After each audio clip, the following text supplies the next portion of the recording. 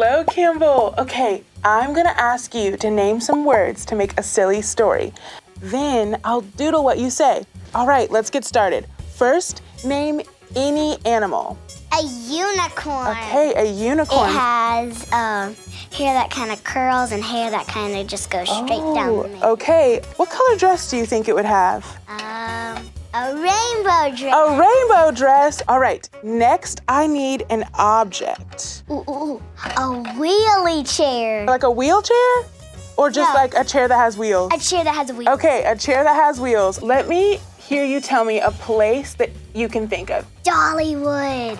Dollywood, okay.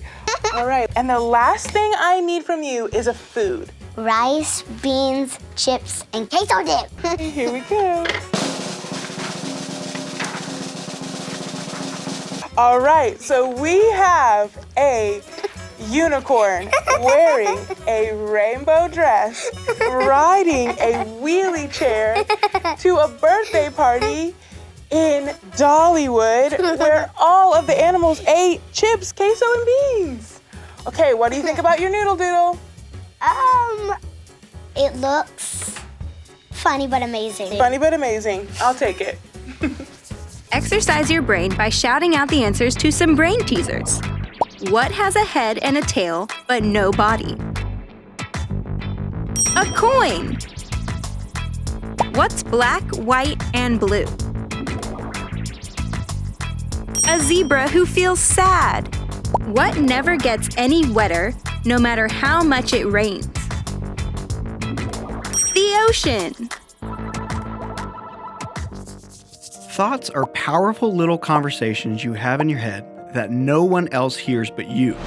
You know, thoughts like, what if I fail my test? He's always making fun of me. Will my friends be there?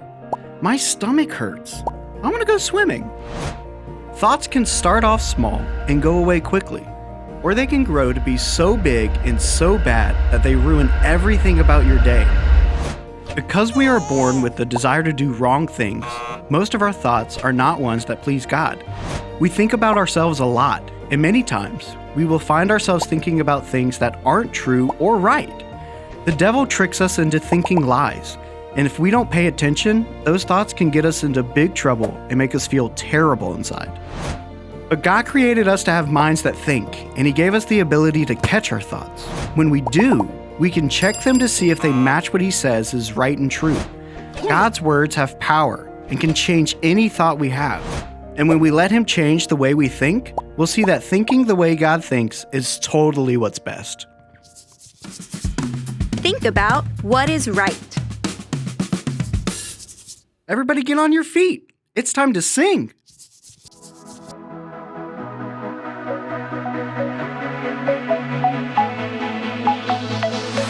Feel the wonder, say His name. Watch the darkness slip away. Put your power on display. Say goodbye to fear and shame. We won't stop coming after you. We won't move until you move. Come and do what only you can do. Come and do what only you can do. We won't stop coming after you. We won't move until you move. Come and do what only you can do. Come and do what only you can do. Move.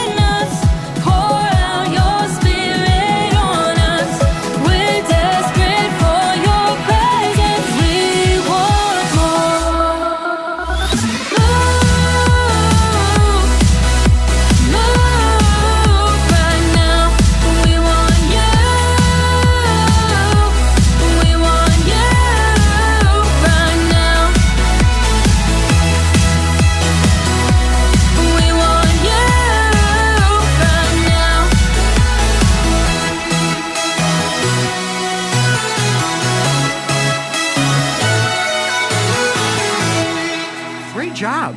You can take a seat.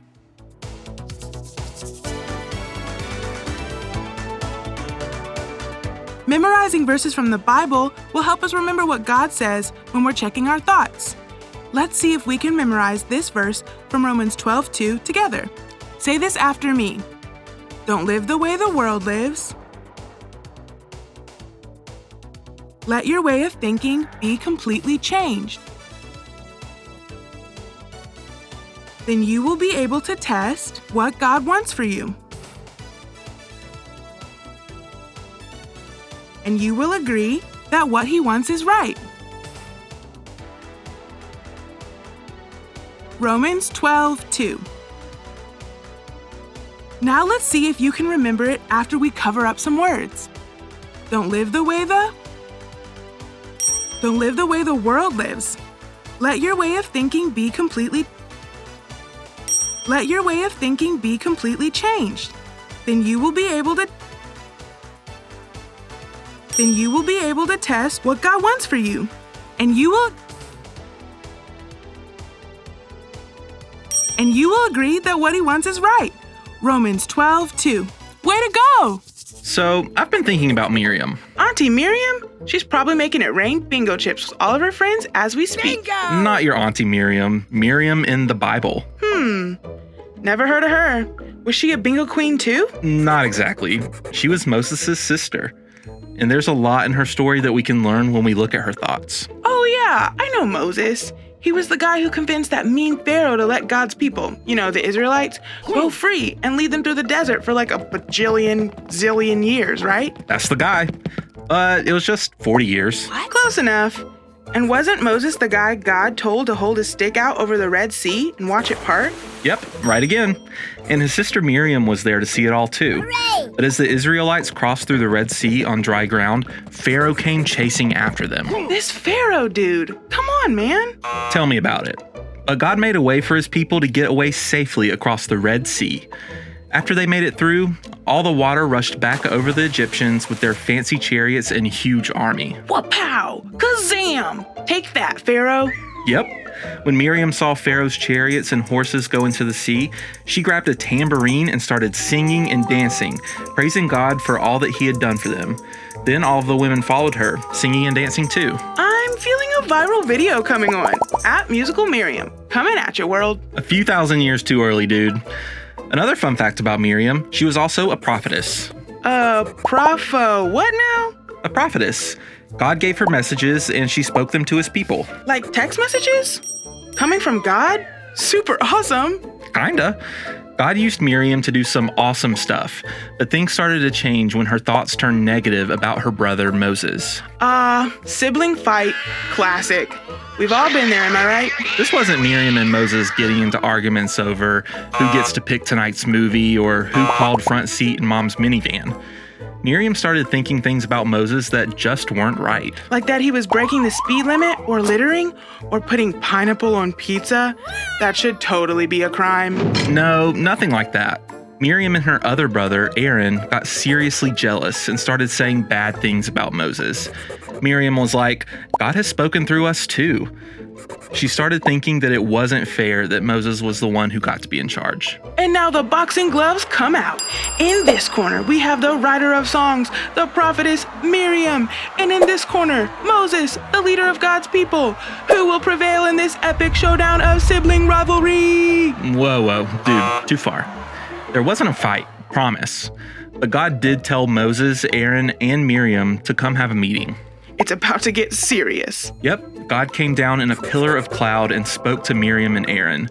He reminded them that He is the Lord, and He is the one who chooses to speak to Moses face to face, very clearly. He asked them why they were saying things that weren't right about Moses, and then He left. And mic drop.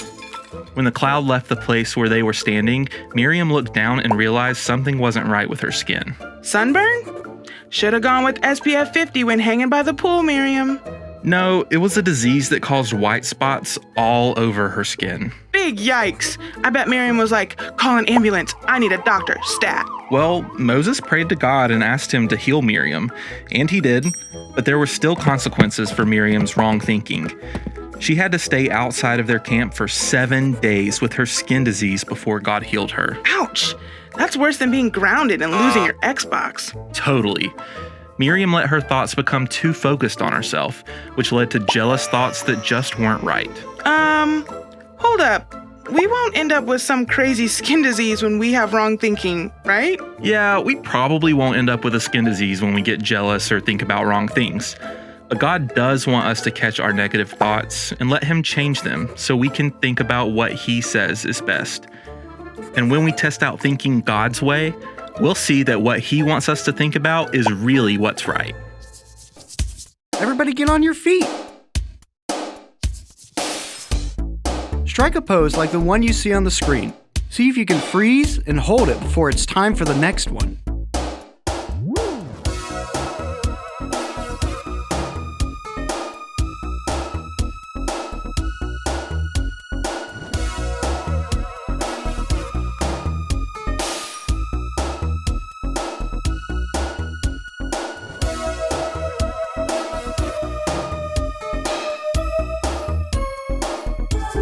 That was fun.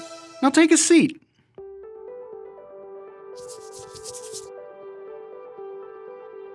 Meet Charlie.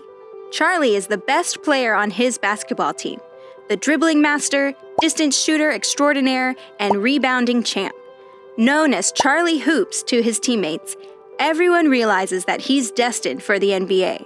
At awards night, Coach gives Miles the season MVP award, giving a speech about Miles' awesome attitude and hard work this season. Was Coach even watching the games this year? Miles is definitely the clumsiest, lowest scoring player. Charlie calls him 0 points McDropsies in his head. He'd never say it out loud, but he still thinks he's right. He can keep letting his thoughts spiral out of control, pout that he didn't win an award that he thought belonged to him, and remind all of his teammates that he's the real MVP. On second thought, if Coach overhears, that's a quick way for Charlie to spend the next century scrubbing the gym's toilets with a toothbrush.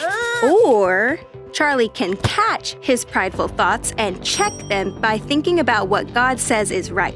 Like, be humble and give more honor to others than yourself. Or, love your neighbor as you love yourself. If you really keep this law, you are doing what is right. After Charlie checks his thoughts, he can let God change the way he's thinking so he can do what's right and love Miles by congratulating him for his award. And if he's having a hard time doing that, he can pray something like, God, please change my thoughts. The world tells us we should brag about the things that we're good at and do what we can to show others that we are the very best. But when we let God help us change our thoughts, we'll find ourselves thinking about showing love to others, and that's the right thing to do. Think about what is right. Everybody get on your feet. It's time to sing.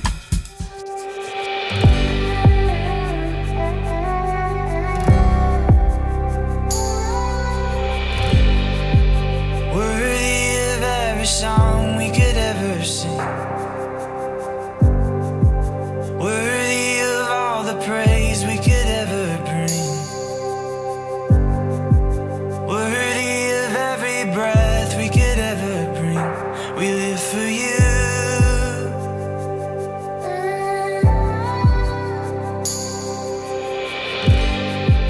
Jesus, the name above every other name. Jesus, the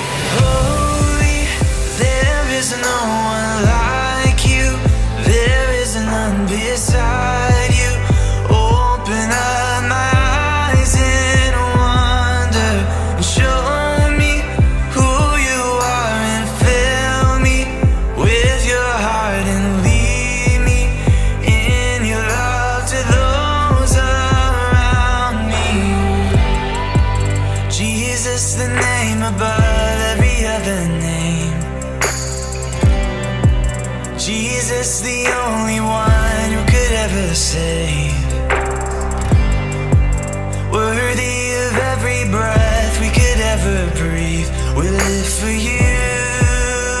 Oh, we live for you. And holy, there is no one like you. There is none beside you. Open up my eyes in wonder and show me who you are and fill me with your heart and lead me in your love to those around me.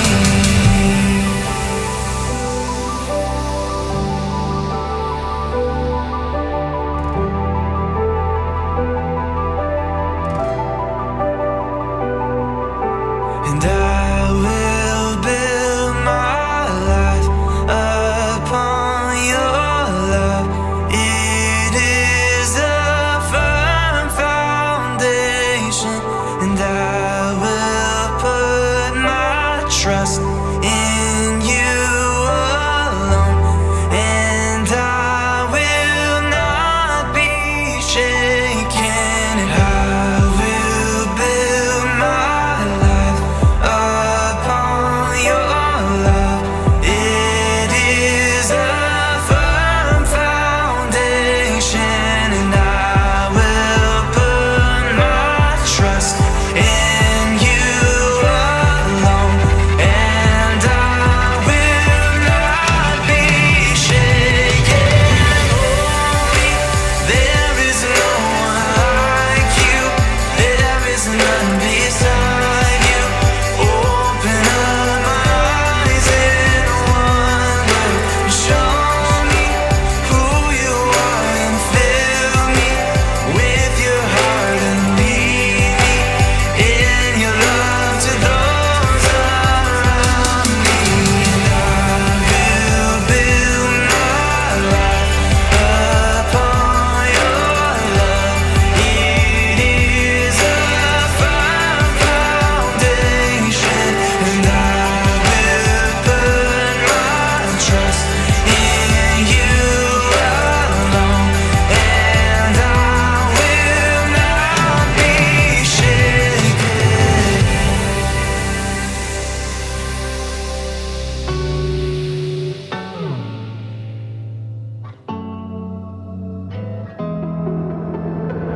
There's nowhere you won't go,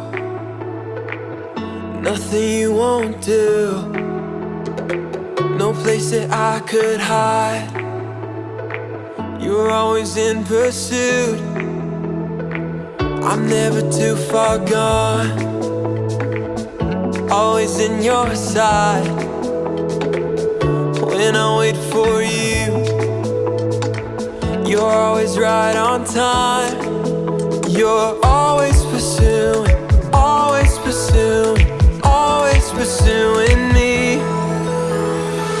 More than the air I breathe, I need you here with me. And you're never gonna stop, never gonna stop. And you're never gonna stop, never gonna stop chasing me.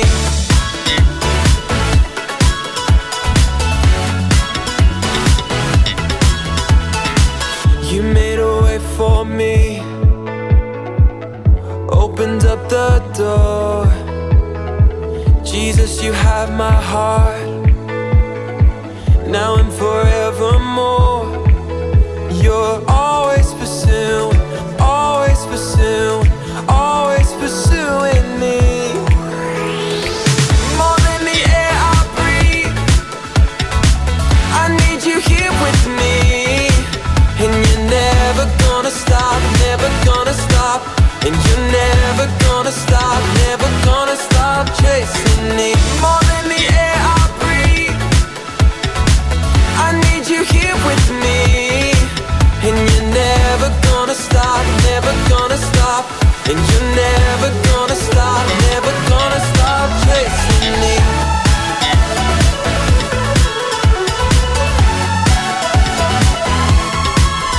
You're always pursuing, always pursuing, always pursuing me.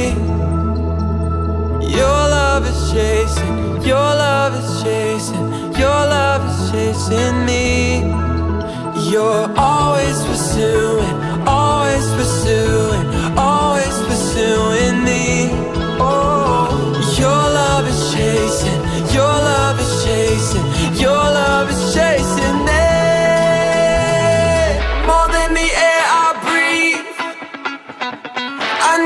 here with me.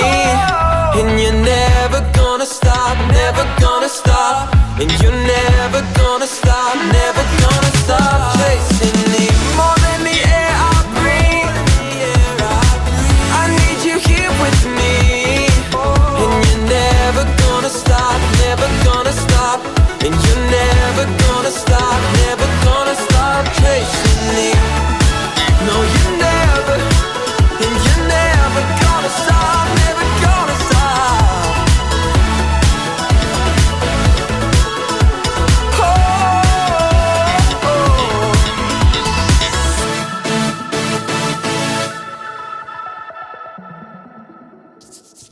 Great job. You can take a seat.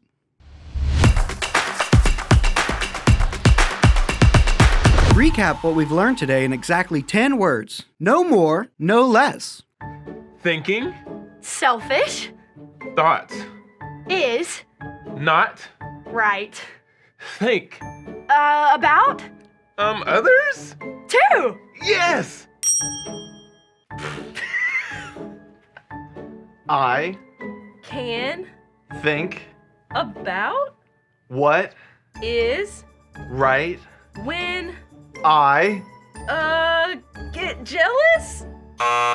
Miriam's thoughts became focused on things that weren't right.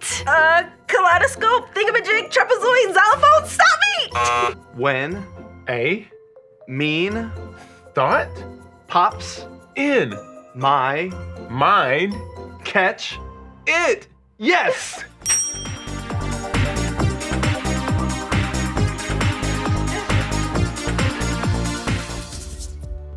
Let's practice catching a thought, checking it, and changing it. What is something you've been thinking about a lot lately that's made you feel sad, or worried, or scared, or mad? Maybe you've been thinking about something that someone said to you, or something scary that you saw on TV. Pick one thought that comes to mind. Pretend your thought is a balloon. Now squeeze one hand like you're catching string on the balloon. Hold on to your thought balloon, and let's check it by asking God what He thinks. So tell God what's in your thought balloon and how it makes you feel. Ask God to show you what you should be thinking about. Since you've talked to God about your thought, you can let it go now. Just open up your hand like you're letting go of the balloon. Great job! The next time you have a thought that makes you feel sad, worried, scared, or mad, this is one way you can catch it, check it, and change it. Think about what is right.